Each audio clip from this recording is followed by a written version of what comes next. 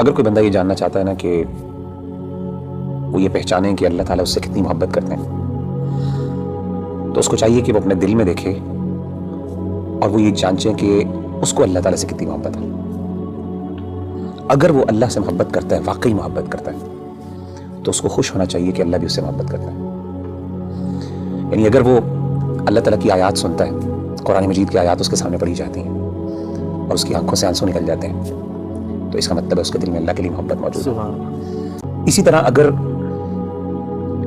اللہ کا ذکر اس کے سامنے کیا جاتا ہے تو اللہ کی عظمت، اللہ کی ہیبت سے اس کا دل ڈر جاتا ہے اور اس کا ایمان بڑھ جاتا ہے، اور وہ اللہ سے، یعنی اللہ کے بارے میں اس کی ایموشنز وہ بڑھ جاتی ہیں، ایموشنل فیلنگز بڑھ جاتی ہیں، اور وہ چھوٹی اور ہر بڑی چیز میں اللہ پر اعتماد اور توکل کرنے لگتا ہے، تو اس کا مطلب ہے واقعی وہ اللہ سے محبت کرتا ہے۔ اسی طرح اگر ایک بندہ ہے، اس کو اللہ کی محبت اور اللہ کی یاد سونے نہیں دیتی، جتنا مرضی تھکا ہو، آدھی رات کو بھی تھکاوٹ سے چور ہے، لیکن اللہ کی یاد اور اللہ کی محبت کے اندر وہ اٹھتا ہے، اپنے گرم بستر سے نکلتا ہے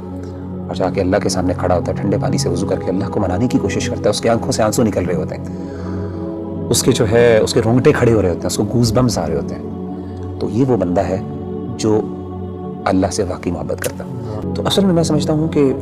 اگر ایک بندہ یہ ڈٹرمن کر لینا کہ اس کو اللہ سے کتنی محبت ہے، تو وہ یہ بات وثوق سے کہہ سکتا ہے اور اپنے آپ کو دلاسا دے سکتا ہے کہ اللہ کو اس سے زیادہ ہی محبت ہے۔ نبی صلی اللہ علیہ وسلم نے کیا فرمایا؟ حدیث قدسی، صحیح بخاری کی حدیث۔ آپ صلی اللہ علیہ وسلم نے فرمایا کہ اللہ فرماتے ہیں انا عند ظن عبدی بی وانا معه اذا ذکرنی، میں اپنے بندے کے ساتھ ویسا معاملہ کرتا ہوں جیسا وہ میرے بارے میں گمان کرتا ہے۔ اگر میرے بارے میں اچھا گمان کرتا ہے میں اس کے ساتھ ویسے ہی معاملہ کرتا ہوں، اگر وہ میرے بارے میں نیگیٹو ہوتا ہے تو میں اس کے ساتھ اس طریقے سے معاملہ کرتا ہوں۔ آپ نے کیا فرمایا؟ وَأَنَا مَعَهُ إِذَا ذَكَرَنِي، جب وہ میرے بارے میں ذکر کرتا ہے، مجھے یاد کرتا ہے، میں اس کے ساتھ ہوتا ہوں۔ إِذَا ذَكَرَنِي فِي نَفْسِهِ ذَكَرْتُهُ فِي نَفْسِهِ، جب وہ اپنے دل میں مجھے یاد کرتا ہے تو میں بھی اس کو اپنے نفس میں یاد کرتا ہوں۔ وَإِذَا ذَكَرَنِي فِي مَلَئٍ ذَكَرْتُهُ فِي مَلَئٍ خَيْرٍ مِّنْهُمْ، جب وہ اپنے دوستوں کی مجلس میں، اپنے محبت کرنے والوں کی مجلس میں مجھے یاد کرتا ہے تو میں بھی اپنے پسندیدہ لوگوں کی مجلس میں اس کو یاد کرتا ہوں، فرشتوں کی مجلس میں۔ اور آپ فرماتے ہیں وَمَن تَقَرَّبَ إِلَيَّ شِبْرًا تَقَرَّبْتُ إِلَيْهِ ذِرَاعًا، اور جو میرے قریب آتا ہے ایک شبر، ایک بالشت، میں ایک گز اس کے پاس چل کے آتا ہوں۔ وَمَن تَقَرَّبَ إِلَيَّ ذِرَاعًا تَقَرَّبْتُ إِلَيْهِ بَاعًا، جو ایک گز میرے پاس آتا ہے میں 2 گز اس کے پاس جاتا ہوں۔ وَمَن أَتَانِي يَمْشِي أَتَيْتُهُ هَرْوَلَةً، جو چل کے میرے پاس آتا ہے میں اس کے پاس دوڑ کے جاتا ہوں۔ سبحان اللہ۔ یعنی اللہ تعالیٰ کی محبت تو ایسی ہے کہ اللہ تعالیٰ ہمارے منتظر ہیں، and he is waiting for us، لیکن ہم وہ ہیں جو اس کو اہمیت نہیں دیتے۔ تو مگر بھائی بلا شبہ کہ ہمارا جو عمل ہونا چاہیے کہ ہمیں اگر پتہ چل جائے اللہ ہم سے محبت کرتے ہیں تو اس میں سب سے بہترین عمل یہی ہے کہ ہم اللہ کا ذکر کریں، اللہ کو یاد کریں۔ تو جتنا ہم یاد کریں گے، جس طرح آپ نے ابھی حدیث قدسی مینشن کی ہے، اس کا مطلب ہے کہ جتنی ہمارے اندر ارج ہوگی اللہ کے پاس جانے کا، اللہ سے کمیونیکیٹ کرنے کی، اللہ کو یاد کرنے کی، تو اس طرح ہی ہمارے اندر ایک اللہ تعالیٰ کی محبت بڑھتی جائے گی، بڑھتی جائے گی۔ آپ مجھے یہ بتائیں کہ نیچرلی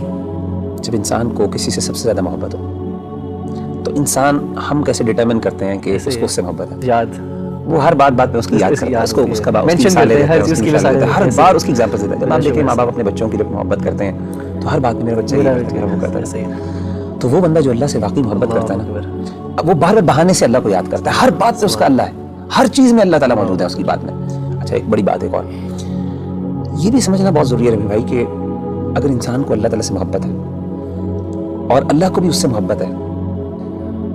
تو اس کا مطلب یہ قطعاً نہیں ہے کہ انسان پہ دنیا میں مشکلات نہیں آئیں گی۔ جیسے آپ نے کہا نا، ہر بندہ اسٹرگل کر رہا ہے، اس کی بہت بڑی وجہ یہ ہے کہ اللہ نے ایک نظام بنایا دنیا کے اندر، مشکلات آئیں گی، چیلنجز آئیں گے، ظاہر اللہ نے اس کو جنت نہیں بنایا، اللہ نے دارالامتحان بنایا، اس کو دارالابتلاء بنایا۔ لیکن انسان کو یہ خوش ہونا چاہیے کہ اگر وہ واقعی اللہ سے محبت کرتا ہے نا تو اس کو یقین ہو کہ اللہ بھی مجھ سے محبت کرتا ہے، اور اس کو یہ بھی یقین ہونا چاہیے کہ میری اس تکلیف کو میرا رب پہچانتا بھی ہے، اور اس کو پتا کہ میرا بندہ جو ہے تکلیف میں، اور میرے رب کو پسند نہیں ہے کہ مجھے تکلیف آئے۔ آپ کو حدیث سناتا ہوں، صحیح بخاری کی ایک اور حدیث ہے، یہ بھی حدیث قدسی۔ اللہ کے رسول صلی اللہ علیہ وسلم، اور میں سمجھتا ہوں یہ سبحان اللہ، یعنی یہ انتہا ہے اللہ کی محبت کی، اس سے زیادہ کیا محبت ہو سکتی ہے؟ نبی صلی اللہ علیہ وسلم نے فرمایا کہ اللہ فرماتے ہیں وما ترددت عن شيء انا فاعله ترددي عن نفس المؤمن، اللہ فرماتے ہیں جب بھی میں نے کوئی بھی کام کرنا ہوتا نا، مجھے کبھی بھی اس میں کوئی ہیزیٹیشن اور کوئی تردد نہیں آتا سوائے ایک کام میں۔ یعنی اللہ کہہ رہے ہیں کہ جب میں نے یعنی اللہ کوئی کام کرنا چاہیے, اللہ کو ہیزیٹیشن کس بات کا, تردد کس بات کا؟ اللہ کا بے نیاز ذات ہے نا. نبی صلی اللہ علیہ وسلم فرماتے ہیں کہ اللہ فرماتے ہیں کہ مجھے صرف ایک چیز میں ہیزیٹیشن ہوتی ہے, تردد ہوتا ہے, اور وہ اپنے مومن بندے کی جان لیتے ہوئے. کیوں؟ فرمایا یکرہ الموت وانا اکرہ مساءتہ, اس کو موت ناپسند ہے اور مجھے اچھا نہیں لگتا کہ میں اس کو تکلیف دوں. اللہ اکبر. تو یعنی اللہ تو وہ ہے کہ تکلیف تو آتی ہے, لیکن اصل بات ہے کہ انسان کو جب یہ فیل ہو جائے نا کہ میرے اللہ کو پتا ہے کہ مجھے تکلیف آ رہی ہے اور اللہ کو یہ اچھا نہیں لگ رہا, تو میں کہتا ہوں اس سے بڑی بات کیا.